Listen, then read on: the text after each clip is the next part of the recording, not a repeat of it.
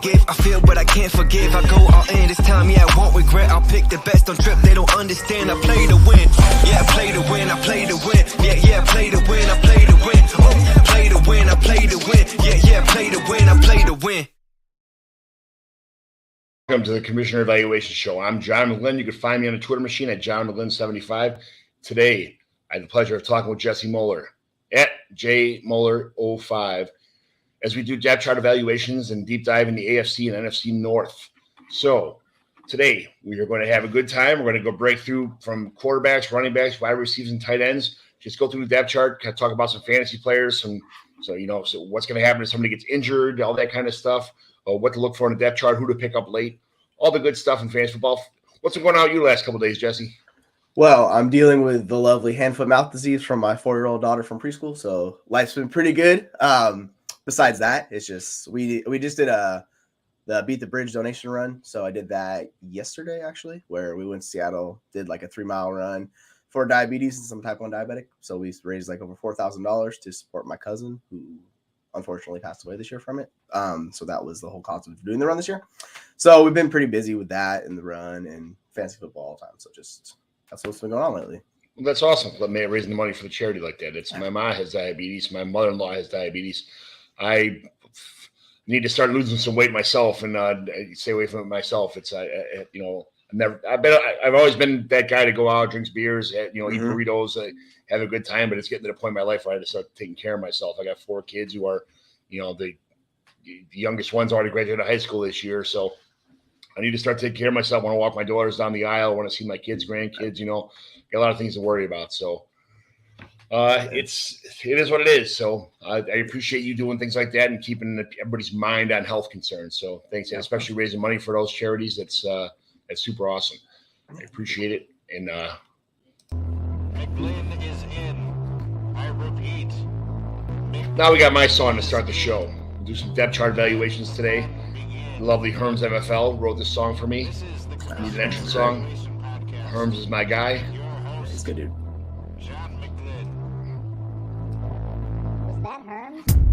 He got them guests on the Rolodex, stopping by to talk about some Dynasty Superflex. Everybody, yo, commish is in. It's time to sit down to listen to John McGlynn. Yo, who we trading, who we fading, who we getting off the squad. Knowledge never overrated, playing for number 1. Hey, yo, McGlynn is in. It's time to let the fun begin. It's the Commissioner Evaluation Podcast with John McGlynn.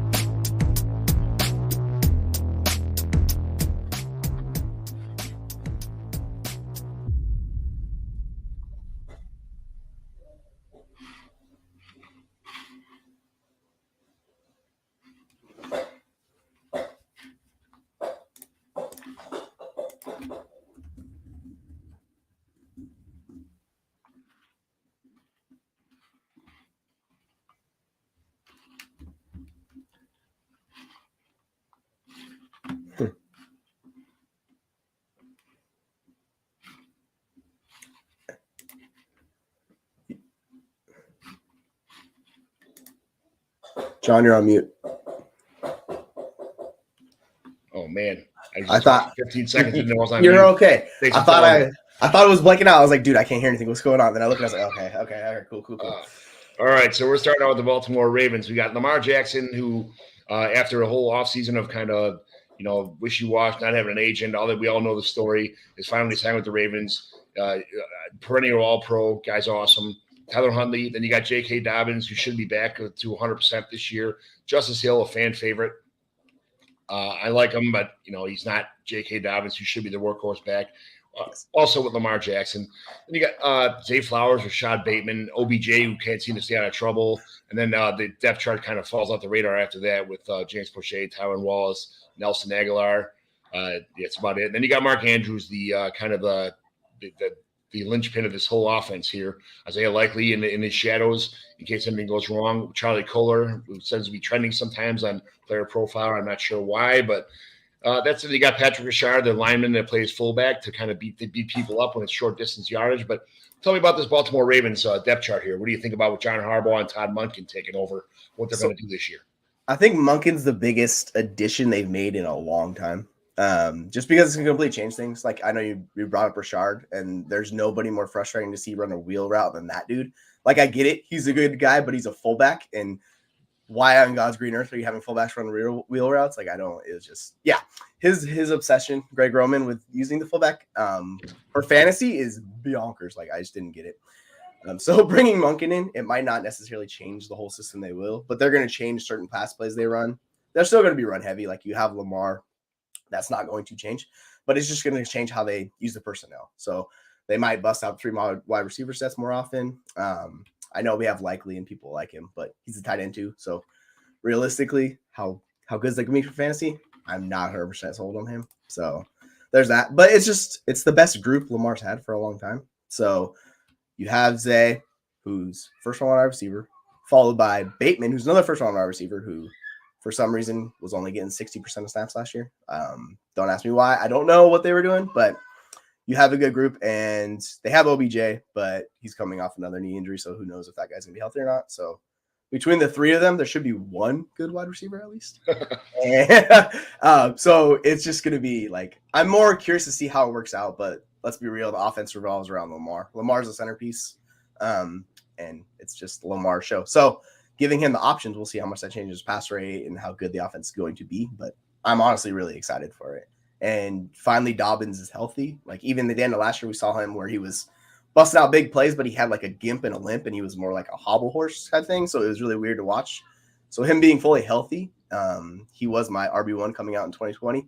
Oof, I missed on that one, but I'm excited. So you have Lamar, you have JK. Like, that's going to be really exciting. And then we'll just see how it goes with that. And then, of course, the second best tight end in fantasy, Mark Andrews. Like, there's a lot to love here. There's just a lot to love. I don't know how it's going to work out per se, but the defense was really good last year. I think they were 3rd in points allowed, which is surprising. It's just the offense was more the problem than the defense last year, because we went into the year thinking the defense was going to suck, and it was actually really good.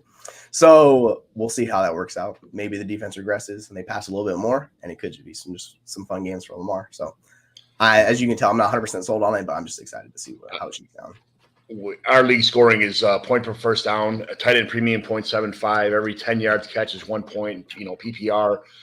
And I watched last year in the playoffs when Mark Andrews had that game. Tyler Huntley was Tyler Huntley was a quarterback? Yeah. And it was Mark Andrews first down, Mark Andrews first down. And I'm sitting there, and I think I was up by like 46 points or something like that going in. Like, I only had Mark Andrews left, and I lost by like 1.2 points. Like, you've got to be kidding me. It was, as an Andrews, I don't have Andrews anywhere, unfortunately. I can't afford him, and people draft him a little bit too high. I guess this is the reason people draft him too high, because he wins championship. He wins playoff games for you in the playoffs. Yeah. The guy's awesome. He's just fantastic. And especially in a tight end premium league, there's only a handful of guys, but for him and Travis Kelce, you can't spend enough to get guys like that. I know Kelce a little bit older, but Mark Andrews is in the prime of his career, and the guy is just an absolute stud, especially with Lamar back now. I mean, he is by far the number 1 option in this offense. Zay Flowers is a nice addition in the draft. Rashad Bateman and OBJ. OBJ is a true professional when it comes to on-the-field stuff. Off the field, different story, but a true professional on the field. He can make Lamar probably look pretty good. Mm-hmm. And, we'll see what happens there. But if J.K. Dobbins comes back healthy and Lamar can do a lot of play-action stuff, keep Andrews involved, and, who this offense is to the moon as far as that's concerned. So especially with Todd Monken changing the offense up a little bit, or letting Lamar not run so much and just kind of becoming a passing quarterback, which after a handful of years he has evolved into a better passer. So I mean, he's had some games. I think people got a little bit crazy with his passing stats when he played the Dolphins team that just traded away half their defense, and he threw for like 7 touchdowns in the week 1, like 2 years ago. It's like, that was ridiculous. It's kind of that was great. So I'm a Dolphins fan, so it wasn't too great for me, but it is what it is. So right, he's a really good. People were trying to say Fields is better than him for fantasy, and I was like, you're crazy, because Lamar's actually a good proven passer, and that's like the main difference, where he's still the rusher, but he's actually a good passer. He's not elite, he's not Mahomes or anything like that as a passer, but he's a really good passer. So you see that come through, and if they bet more on it, then it's just the ceiling is he could be the QB1 this year. So yeah, he's underrated as a passer for sure. A lot of people think that he's just a running back, and he's a runner, he's an athlete, all that stuff. But he has shown through time that he's definitely an adequate passer. So if he can improve his game under Todd Monken with a better offense and get rid of the ball a little bit faster and not having to run so much, his fantasy value won't be not be as big. because of the passing compared to running stats. But at the same time, this is the NFL, stands for not for long. You're not winning games. And if you can win games, you'll be on the field for a long time. So Yes, sir. next team is the Bengals. We'll talk about another guy who's fantastic, Joe Burrow. Trevor Siemian's behind him. You got Joe Mixon, who, got us in trouble in the offseason. Nobody knows if it's true or not. A lot of rumorville, stuff like that. He's not gone yet, so that leads me to believe that he's staying on the team. They drafted Chase Brown. They got Chris Evans and Travion Williams. Jamar Chase. Everybody knows about Jamar Chase. T. Higgins. Probably the best 1-2 duo in the league. Tyler Boyd, super underrated. Charlie Jones, they picked up in the draft. Another guy that's really underrated. Andrew Losovis. And then Irv Smith Jr., Drew Sample at tight end. We all know the story with this Bengals team. It's a high-powered offense led behind Joe Burrow. Tell me about the Cincinnati Bengals depth chart here in this offensive team. Yeah, so it's pretty interesting because Mixon is I know people don't like Mixon because he doesn't produce the points you expect, but he's still a production machine. So if he's there, which at this point kind of seems like he's going to be there, he's going to be a great value.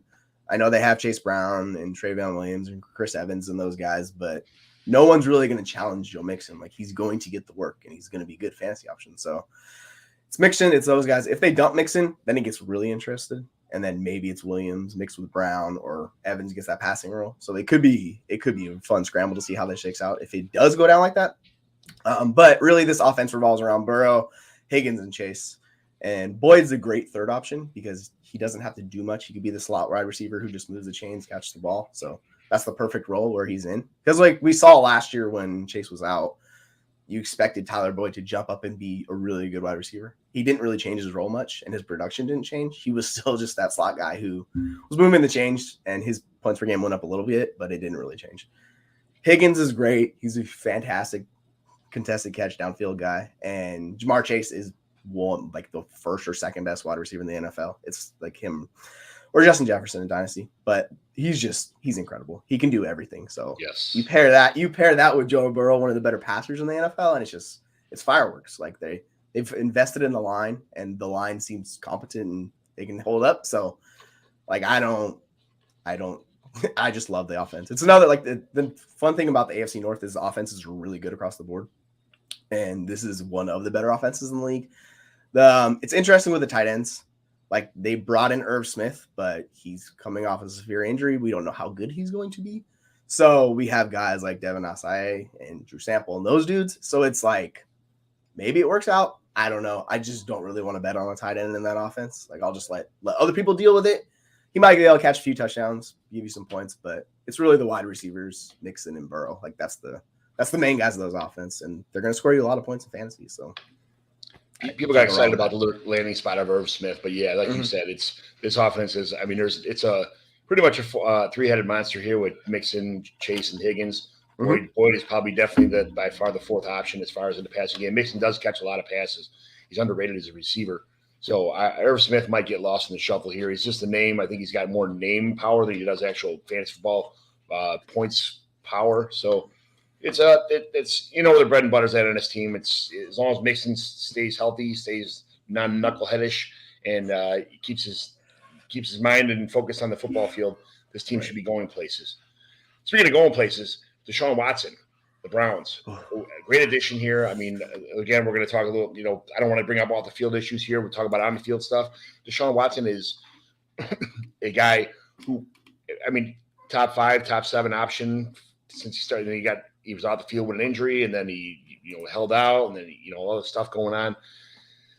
I honestly think that he's got a chance to be another top 5 quarterback again, especially with, Nick Chubb and Jerome Ford in his backfield. It's mainly Nick Chubb. They might bring Kareem Hunt back, but he's not back yet. Mm-hmm. But Nick Chubb when you have a guy like Nick Chubb, the play action game opens up so much. You got Amari Cooper, Elijah Moore, Cedric Tillman, Donovan Peoples-Jones. Donovan Peoples-Jones kind of getting knocked down the depth chart here a little bit. David Bell is definitely somebody who got knocked down the depth chart, somebody who got traded up for in the drafts. Every year, I traded up in almost every league last year to get David Bell and, a couple of guys in that area that did not pan out. So, Njoku was a huge echo chamber Twitter darling for a while, but the addition of Elijah Moore kind of cut that, cut his fantasy stock in half almost with on the middle of the field kind of guy. Nick Chubb doesn't catch too many passes, but you saw him catch a lot more passes than he usually does last year, and that without Kareem Hunt in the backfield, that role might grow a little bit for Nick Chubb. So tell me about this Cleveland Browns offense, because I feel like they're I don't want to say underrated, but they're a team that they seem like a force to be reckoned with. Yeah, like the thing with Watson is he was terrible last year. He was significantly worse than Jacoby Brissett. So we need the Watson before that showed up, because if we get this Watson from last year, like that's going to be trouble, and this offense could struggle. But he's just such a talented quarterback. Like I'm willing to bet and see if he's good. And in particular in Dynasty, he's like QB12 or something. So like at that price, I'm like, you know what? I'm going to make the bet and see how it goes. But you have Nick Chubb, one of the best pure runners in football. Like it's not the best for fantasy because he doesn't catch all those passes like you're saying, but you can just pencil in for at least 1,200 yards, things like that. Maybe he catches 30 passes. And if he does that, like you're talking top 10 running back. So that's always nice to have. The interesting thing is Amari Cooper. He was really good last year. He saw his highest target share. Like he was the guy in that offense. And I know they have DPJ. He's going to be the deep threat. Elijah Moore, he's going to play the slot for them. It just depends on who's going to be the two between Elijah Moore and David Njoku. Njoku finally showed that promise we expected from a 5-year tight end who's a round one guy. So it's interesting. Maybe Njoku grows in that role more, or they let Elijah Moore be the guy we all expected him to be last year. And then all the shenanigans happened with Elijah Moore where it was just like clearly the situation wasn't right. So Jets moved on, sent him to Cleveland, and Cleveland definitely needed him because you're talking about David Bell. David Bell was atrocious last year. Like he was woo. And this is interesting because people talk about this year with like Josh Downs, where you have another guy who's got a great production profile, but he went later in the draft, people thought, where it's kind of similar. So it'll be interesting to see how that shakes out. But yeah, I'm going to pour one out for David Bell. Like I just don't expect it to happen for him anymore. But they brought in Cedric Tillman, who's a big guy who can play on the outside. So you could pencil him in to help with DPJ. And then you kind of had the core set, the wide receiver position. So you have Amari Cooper is going to be the clear one. And it just depends on how big of the share he's going to carve out for himself. If he's pushing 27% again this year, like he could be a top 5 wide receiver. I would expect him to be like a back end wide receiver one on this offense. And if Watson hits, that's the thing. Watson hits, this whole offense takes a jump forward. Nick Chubb, Amari Cooper, David Njoku, and even Elijah Moore. Like I'd want a piece of all of them. So yeah, if you're betting on Deshaun Watson, I would bet on everybody else in that offense because he's gonna, as they say, like the boat or the rising tide lifts all boats. That's what it's gonna do with Deshaun Watson in this offense. So it could be a lot of fun in Cleveland this year. Yeah, I think Tillman has already supplanted DPJ as far as the other outside wide receiver. I'm not not sure if they're going to do 2 tight end sets or do a 3 wide receiver sets, or just keep the 2 guys on the outside and keep David Njoku and not even put a slot receiver in the field. I like Elijah Moore a lot, but I'm not sure they're going to use him as much as us fantasy people like him. Mm-hmm. So we'll see what happens there. But yeah, this team runs to Nick Chubb. That's the prefaces of this entire offense, and that was a great analogy. The high tide raises all ships. That's exactly what Deshaun Watson. I got him penciled to be a top 6 quarterback this year. I think with the defense they got and the offense with all of these pretty damn good pieces around him. I think Watson got thrown in the mix and didn't practice at all. Got thrown in the mix right in the middle of the season when everybody else is in full steam. The rest of that season, getting to know his players, and then the whole offseason to kind of practice, get to know the coaching staff again.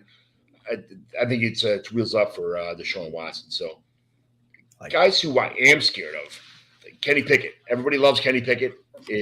Pittsburgh Steelers. Is Kenny Pickett who everybody thinks he's going to be? The team he's got a pretty good cast around him too. What do you think about Kenny Pickett? Yeah, I didn't. So coming into the draft last year, I wanted no part of Kenny Pickett at his cost. Like he was going mid-round 1 and startup and the rookie draft, and I was like, ooh, I don't know about this. So I was not sold on Kenny Pickett coming in. And like the second half of the year, like it was Mitch Trubisky in the first half who was just atrocious and he was not good. Kenny Pickett was actually a lot better than Trubisky, so he did help the offense and it got a lot better.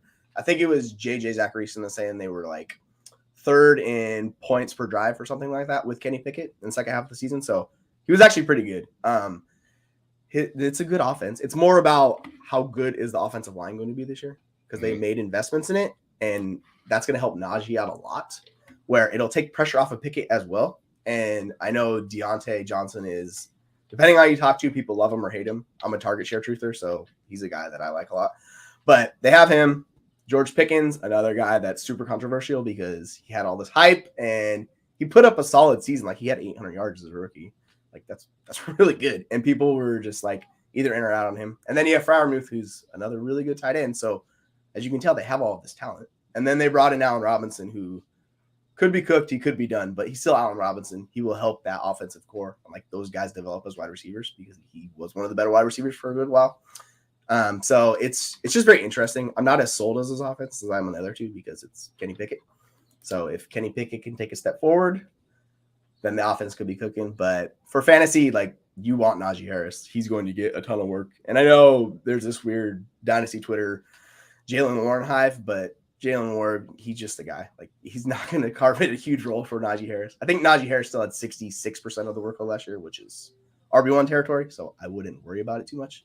And then with the wide receivers, Deontay, and then if Pickens improves, he could be a nice option. Freiermuth. So it's one I'm more curious to see how it plays out. I'm not as bullish on it though, so I'm kind of curious, but I want to see how it shakes out before I fully dive into all of these guys on offense. Yeah, I wasn't really sold on Jalen Warren either, but I wasn't sure what was going to happen with Austin Eckler, so I traded away Jalen Warren. Now Eckler just signed it, this year for $2 million and 1 year kind of incentive. So he's with the Chargers again this year. So, but I traded away Jalen Warren to get Gerald Everett, figuring that maybe if something happened with Eckler or if something else happened on that team, Gerald Everett would have been the beneficiary of a lot of those dump off passes. But now with Eckler back, I'll still take my chance with a tight end premium than somebody who's going to be behind Najee Harris. So absolutely, me too. I would do that. I'm not really sure about George Pickens and Deontay Johnson. Both of these guys are pretty good. Their value is pretty similar. They're probably in the same area to draft. If you had a chance, who are you picking first in Dynasty or in redraft? Like, let's say redraft, who are you taking first in Dynasty? Who would you pick if you were on the clock?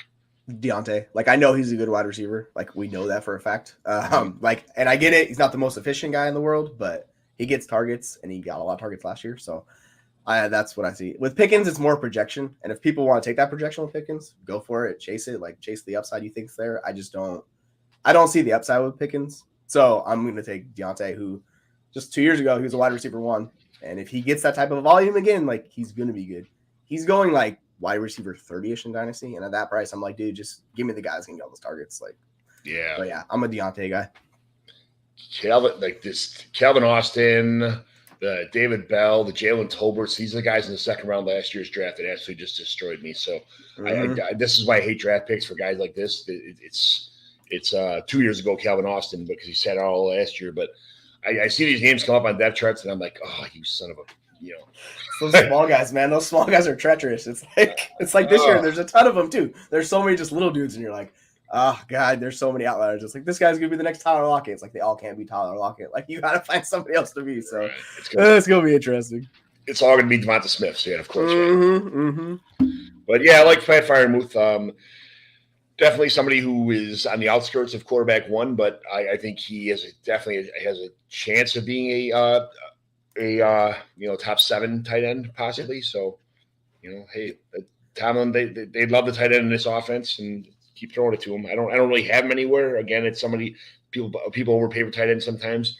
It kicks me in the ass sometimes, but sometimes it's like, okay, I could have got tight end 24 and done the same as tight end 9. So right, it's on that guy. It's weird. Like he's actually almost like he was like pushing Deontay for targets in that offense the second half of the year with Pickett. So like he was heavily involved. It's like I like him a lot. It's interesting that Kincaid's going above him already in Dynasty. I was like, that's a stretch, but okay, if you want to do it, go ahead, feel free. But people just love the quote unquote upside, right? So I get it.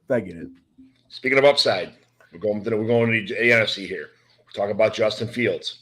Now, upside is one thing. The Bears did not have a really good record last year. They went like 3-13 or 3-14 or whatever, So it's Justin Fields' upside is he going to be the guy that we all think he's going to be now that they put DJ Moore and they drafted Roshan Johnson, they got Khalil Herbert to catch passes, you got Darnell Mooney to spread the field, you got Chase Claypool, which you traded for the 201. Cole Kmet didn't really pan out so much, but some people think he's underrated. Traded for Robert Tonyan for goal line carries or goal line targets. What is Justin Fields going to be able to put all this stuff together underneath Matt Eberflus and Luke Getsy and make this offense work? Or this is about the kind of year we figure out that Justin Fields, the Bears need to move on from Justin Fields kind of thing? Dude, such a difficult question. Like people were expecting him to make this jump, such as the Eagles with Hurts and like Allen did with the Bills a few years ago. But like the issue is DJ Moore is not as good as AJ Brown or Stephon Diggs. He's very good. He's still a very good wide receiver, but he's not the truly elite wide receiver. So there is that. And also Fields was not the same level of passer as those guys. Like last year they were. So Fields needs to make a massive jump. The thing about Fields is like for fantasy, he doesn't even have to be a good passer. We saw it last year. Like he could still be a terrible passer and be a very good fantasy option. But Chicago just said like, hey, we're going to give it a shot. They brought in DJ Moore. So they gave him a good wide receiver. And now Mooney can just run downfield, run the deep targets. I want no part of Komet in Dynasty. Like I need to see it. I need to see a good tight end. Like if I'm investing in a tight end, that quarterback needs to be good because there is the connection between those two. If you have a bad quarterback, your tight end is going to suffer. And this is me saying this while I love Kyle Pitts. So maybe I need to check that a little bit. But yeah, so I just don't think Komet's that good. So I'm really not that interested in. But if I'm going after Fields, I'm pretty much going to do it where I would pair him with like maybe a late flyer on Roshan. Hopefully he wins the backfield, right? But I'm kind of curious to see how it works out for his wide receivers. The only one I really want to bet on is DJ Moore, but his price is kind of high. So it costs a little bit to invest in him, but I don't want to bet on Claypool. I don't want to bet on Mooney. Like Mooney's going to catch some 50, 60-yard touchdown passes this year, but like how relevant is it going to be for fantasy? I don't know. And Claypool he was weird. I expected him to be better last year, and he wasn't that good last year, where his like snap share decreased, his targets decreased. So he obviously needs to take a step forward, and hopefully he could be the big slot they hoped he would be. But there's just a lot of question marks with this passing game. So it's just be cautiously optimistic with Fields, like because Fields is extremely talented. We see it where he just shook like 13 defenders and scored that 6-yard or rushing play last year. So the talent is there. It's just more if he can be the passer, and I honestly don't know. How do you feel about the situation? Because I am a little iffy on it in general. I was super happy. We have a draft party every year at the local bar when they traded up to get Fields. Everybody's super happy, and it just seems like he's not being used properly. That everybody's hurt on the team. He didn't have much talent to begin with, and everybody got hurt after that. Now they traded for DJ Moore. Like you said, he's not going to make the same jumps as other quarterbacks have. In Philly, Jalen Hurts, he's got a AJ Brown and Devonta Smith. DJ Moore and Darnell Mooney is not even close to that kind of talent. No. And on top of that, you had a good running back, and Justin Fields is a good rusher. But he is not. He's not. I mean, he's good. He was a good quarterback in college, but I don't think he's not a guy that can carry a team by himself. I don't feel like he's that guy.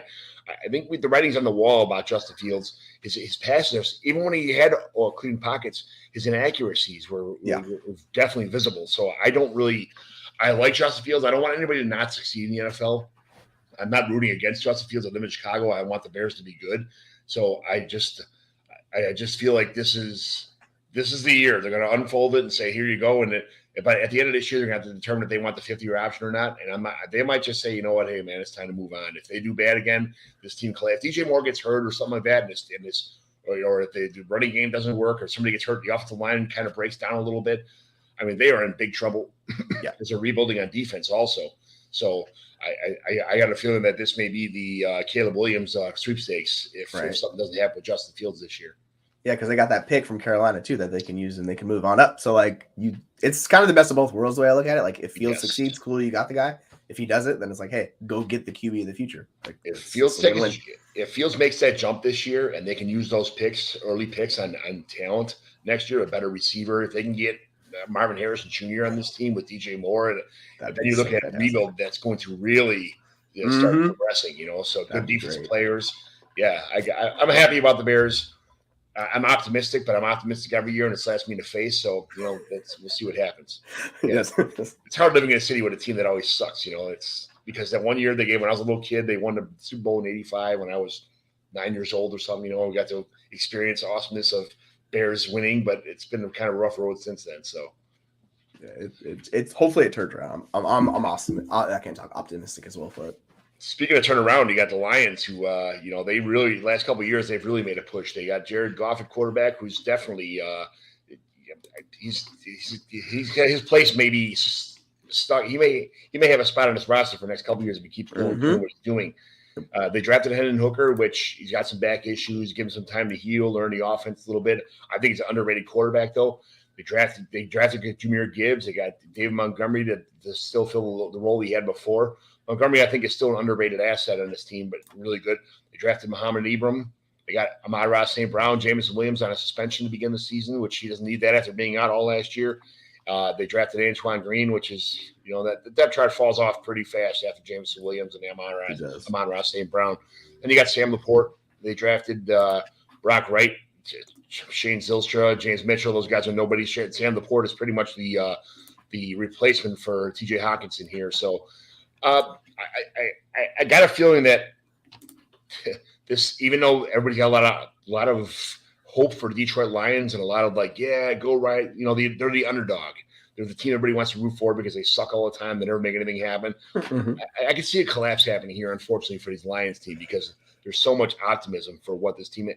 And this division is getting better around them. The Packers are young, but they're not good. They lost Aaron Rodgers, but there are a lot of young players. They're adding a lot of young talent on this team. And the Vikings are good with their players. The Bears are up and coming. The Lions are supposed to be almost one of the favorites in this division because of all the speculation of these good players. But if you really dig into the depth chart, it's Gibbs, Montgomery, Amon-Ra St. Brown, and we don't know anything about Jameson Williams yet besides that he was good for 1 year in college. Mm-hmm. What do you think about this Lions team? Is this like a fool's gold kind of thing here or what?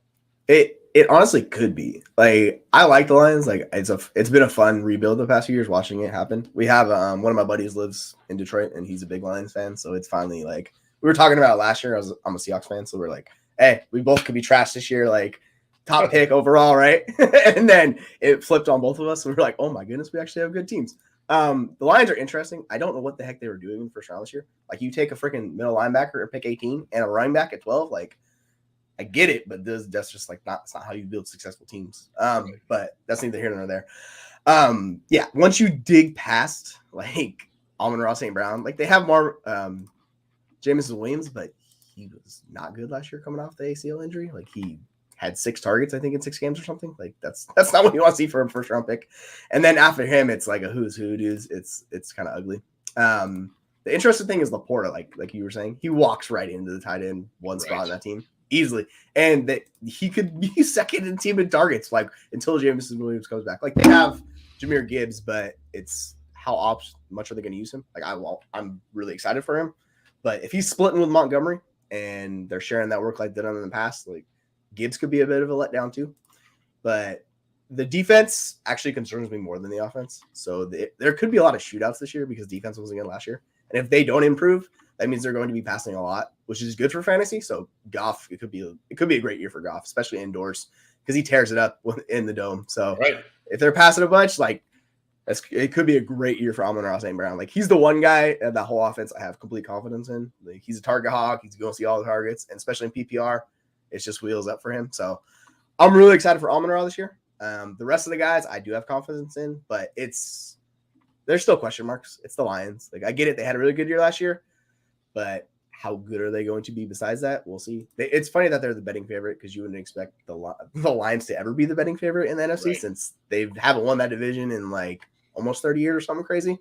So maybe it happens. I don't know. I have some questions like you're saying. It could fall apart. And if it does, I feel bad for Lions fans because they deserve to have a good team. So hopefully it works out, but I just don't know, man. I don't know. The depth chart isn't great, so they're gonna have to line up Gibbs at in the slot, or put Montgomery in the backfield, put Laporte at maybe a slot also. I don't know what they're gonna do until Williams gets back because it can't be just Amon-Ra St. Brown. And I think that the like you said in kind of the echo chamber of Twitter is all about Jahmyr Gibbs, but I think that the distance between Jahmyr Gibbs and David Montgomery is not that big of a distance that people make it out to be. I think they're both, good receiving backs, good running, between the tackles guys. So I'm not really sure that I don't know what's going to happen. One of these guys is going to have to play the slot until Williams gets back. I'm not sure how this offense is going to shake out, or how this whole thing's going to pan out. Right. And even when Williams comes back, he's not even proven yet. So No, like, yeah, no. You hear that about like running backs all the time. Like, oh, he's gonna play the slot. The thing about Jahmyr Gibbs is he actually can play the slot. Like, he's one of like a handful of wide running backs who can do that. So if there's anybody running back that's gonna do that, like, you can throw him out there and he'll run the whole route tree for you. Like, it's really exciting. So in PPR, I wouldn't be too worried about Jahmyr Gibbs. He's gonna get targeted like crazy. They don't have the wide receiver options not to target him. Like, that's the thing. So I wouldn't worry about too much about him. But it's just gonna be interesting. Yeah, I think they're going to get him touches. Like, they got to. Like, you spent the 12th pick overall. They got to use him. I mean, Montgomery's going to be good, too. It's just like, I think they were number 1 in running back points, like, per game last year as a team from the running back position. I wouldn't expect that to change much. They're going to feature the running backs. So, Gibbs should get his workload. Well, what are the Packers going to feature? Because they don't have Aaron Rodgers anymore. They're moving on with Jordan Love. They got a lot of young receivers here. They got Aaron Rodgers and underwhelming A.J. Dillon in the backfield. I mean, Aaron Jones and A.J. Dillon in the backfield. Then you got Christian Watson, who I think Aaron Rodgers made Christian Watson. I think he's going to revert back to like normalcy if at best. And he was kind of a best ball player to begin with, as far as I'm concerned. Jaden Reed is someone who I think would probably be the best receiver on his team this year, to be honest with you. That Terry Wicks, another guy they drafted, Romeo Doubs, Grant DeBose, Deuce Watts, Malik Heath. Luke Musgrave was another. They drafted him, and they drafted Tucker Kraft, which I honestly think the tight ends, they might play like a lot of 2 tight end sets of this year, like they've done in the past. But I just don't think Christian Watson. I think he's more of a decoy than he will be a receiver. You know, you could have him in fantasy for what you have to pay for to get Christian Watson. I want no part of him whatsoever. What do you think about this Packers depth chart? It's gonna be heavily impacted by Jordan Love, and if Jordan Love's good or not, like, then it's gonna be real interesting to see. The wide receiver room is interesting to say the least. Like, I like Watson, what he did. Like, he's very much so he was a very big project coming into the league, and how he played was actually really exciting to see. Like, he didn't run full route tree, he didn't everything a wide receiver does, but they got him touches, and with those touches, like, he showed off just the freak athlete he is. So it'll be interesting to see. But we've seen this a lot with Jaden Reed, where he could realistically be the wide receiver 1 at the end of the year because he's a good wide receiver coming in. Dubs isn't anything special. Dubs had a quick little like 2-week blip, and then he kind of went back to who he's been the whole career. So Jaden Reed's a fun dart throw to throw. He could see the most targets out of anybody. But with those two, they have just like they're promising wide receivers. But Reed's a rookie. We don't know how good he is yet. And then you have just 2 rookie tight ends. So it's a lot of youth for Jordan Love, which means it's going to be an Aaron Jones season again, which it's always an Aaron Jones season every year, it seems like. We want to keep fading this guy, but he's been the best player on that team for like 5 straight years. Oh, well, not 5 straight years, sorry. Since Adams left, it's been the Aaron Jones show. So I wouldn't expect anything different. He's going to get his touches. He's going to be good. The surprising thing was Dylan had 200 touches last year. You told me that. I would have been shocked. Like, what? Right. Because he was not good. I think from like weeks 3 to 12, he didn't have a double-digit performance that entire span. So he literally was a negative on your team last year. So he's got to be better if it's going to be any good for Dylan. I don't know. I like Jones. Dylan's a question mark. But it comes down to Love, and if they can keep up, because going from Aaron Rodgers to Jordan Love, like, that's giant red flag. Maybe it works out. Yeah. So there's just a lot of question marks with this team too. So somebody's going to step up and be the best wide receiver. Possibly it's Watson. It could be Reed. And then the tight ends, like, I don't expect really, because they're both rookies, I don't expect anything major from them. But dynasty-wise, like, they're fun guys to target because they're really cheap and they don't cost much. And they could be good long-term. So, yeah, overall, it's just a fun one to kind of watch and see. A lot of question marks here at Jordan Love. A.J. Dillon started off the season red hot the first week last year and then kind of just petered out as the season went on. Christian Watson had, like, almost, I think it was like 38 or 37% of his entire receiving in, like, 4 receptions last year. So, I mean, doesn't say much for it. Like I said, I think he's more of a best ball player, and he'll always be a best ball player. And I'm not sure he'll even be a good best ball player without Aaron Rodgers. And I'm in a lot of rookie drafts where Tucker Kraft's actually going before Luke Musgrave, which I thought was kind of weird. But some people like Tucker Kraft. Like, I don't Musgrave. Like, Musgrave's such a projection, but like, he's a freak. He comes in with that, like, his parents are athletes. He comes in, he's like, he did skiing, slalom, he did all these events, he played volleyball. Like, he's that 4-star athlete that everybody, loves when you come in. Mm-hmm. But he only played 2 games last year, and his production profile is not great. So you're just betting on his talent, which when you watch the tape, you're like, well, you see things that are promising for him. So that's kind of where you have to bet on the film and what you've seen with him. And I like what I saw from him. So I wouldn't take Kraft ahead of him, but Kraft's a fun dart throw to throw if you want to target the other tight end in that backfield. Yeah, absolutely. So I think the front runner in this division is the Vikings. We'll move on to them. Kirk Cousins, just they hate him in Minnesota, but for some reason, I don't know. I don't get it. I mean, he's a pretty good quarterback.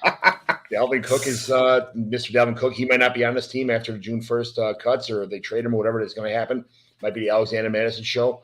And then there's not much behind him. They drafted Dre McBride, and they got Ty Chandler, who I like Ty Chandler, but I just like Ty Chandler because of, I think, this spot.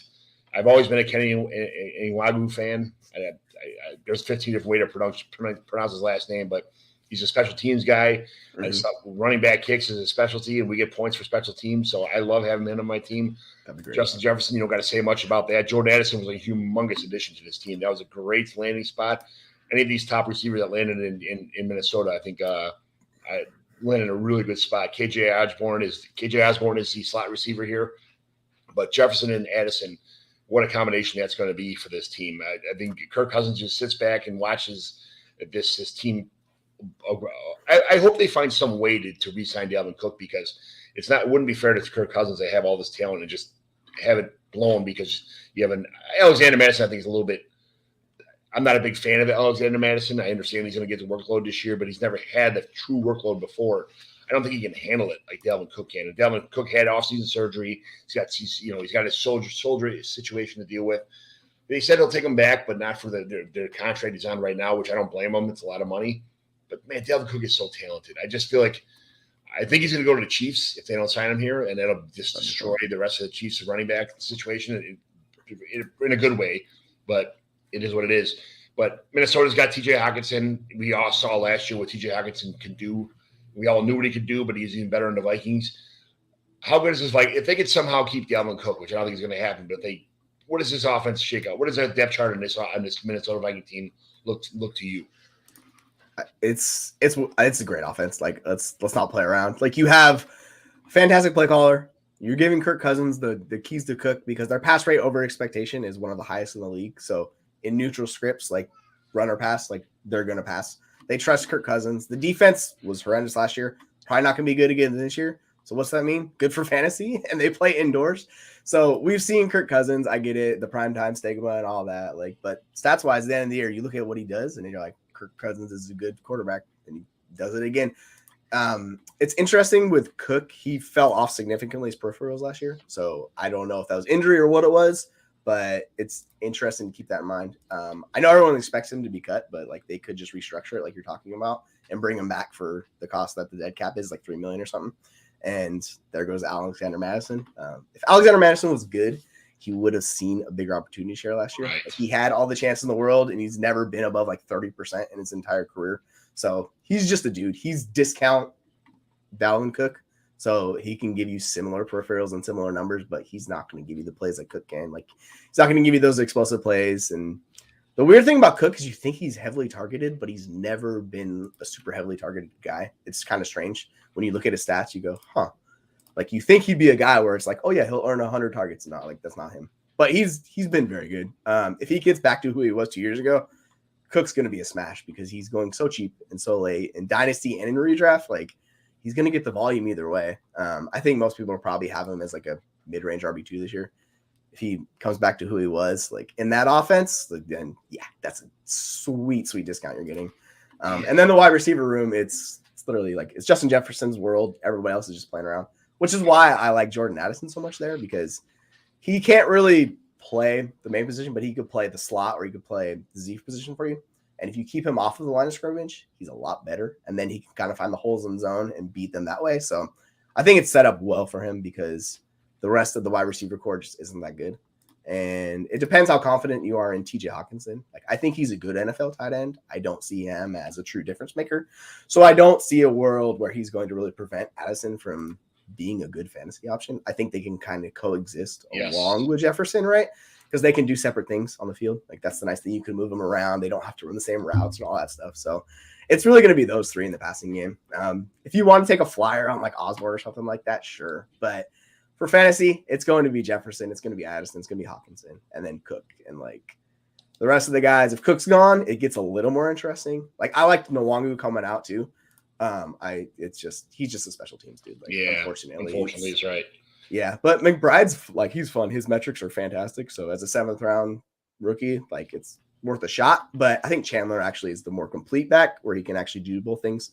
He can play in the passing game. McBride's a negative in the passing game, so it'll be interesting to see how it shakes out if Cook's gone. But I don't expect Cook to go. He's like they have too much invested in him. They're trying to win this year, so you want Cook on the team. So especially if he fixed the shoulder issues that I mean, he was coming on and off the field. He was sore. His shoulder kept popping out. He had, if he fixed the shoulder issues in the offseason, if he can go back to any kind of form of what he was before his shoulder. I mean, he's always had shoulder issues, always, even in college. So if he fix something where he could be on the field a lot more and be that complete receiving back and complete back anyway across the board, this team is primed to win this division and make a pretty good run, make a decent run in the playoffs too. But there's a lot of good teams in the NFC. So no matter how good the Vikings are, I just don't think they'll be able to hang with the 49ers and the Eagles and possibly, some other teams that are on the up and up. So we'll see what happens, but they definitely have a good roster. It's a good offense. The defense, I don't understand how this defense was so bad, and Justin Fields just couldn't even pass over 200 yards against them in 2 games. So that's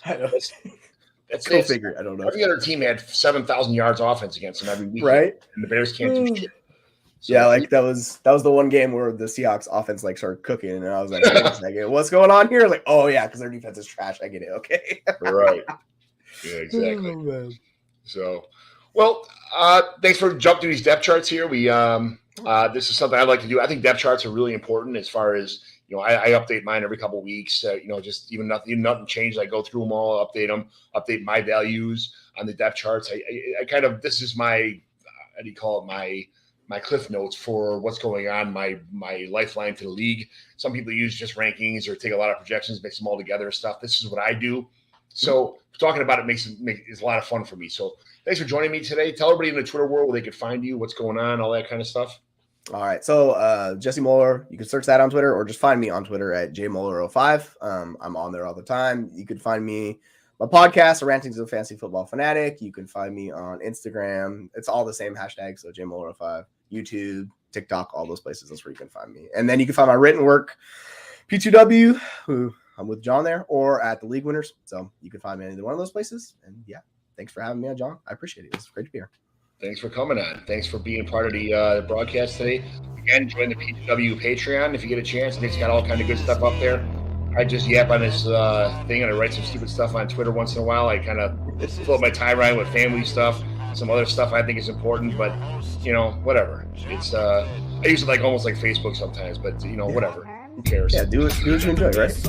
I enjoyed it. I had a good time. I have a good family life. I had a good life, 4 kids, great wife, good personal life, kind of good party life. I got a lot of good friends. I started a new draft this year, so another Mighty Glen Dynasty Home League. So, hey man, thanks for making the Commissioner Evaluation Podcast or show a success. Thanks for being awesome, and we're gonna have to get into our show again where we do the whole get to know you, all that kind of stuff, right? Of course, yeah. I was happy to have you, man. Thank you. I appreciate you having me on. It's an honor to be on here. Thanks, man. Thanks a lot. Get better. Hopefully everybody gets rid of that foot, mouth disease stuff, and we'll thank you. See you around, man.